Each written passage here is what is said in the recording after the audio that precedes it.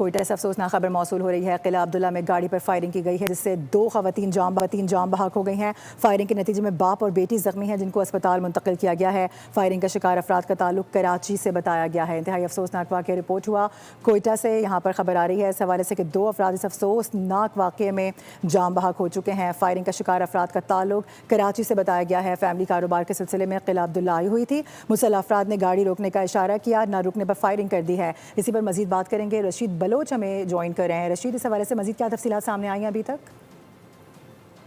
ये जो इलाका है यहाँ पे उमूमी तौर पर इस तरह के वाक़यात पेश आते हैं। आज पुलिस ने जब हमने उससे बात की तो उनके मुताबिक कराची से ताल्लुक़ रखने वाली फैमिली थी।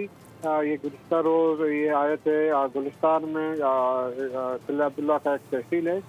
रास्ते में एक इलाका लगता है सेगी, उस इलाके से गाड़ी गुजर रही तो मुसल्लह गुरोह वहाँ पे खड़ी थी। उन्होंने गाड़ी रोकने की कोशिश का इशारा किया लेकिन गाड़ी नहीं रोकी, जिसके बाद मुसल्लह लोगों ने गाड़ी पर अंदर फायरिंग कर दी।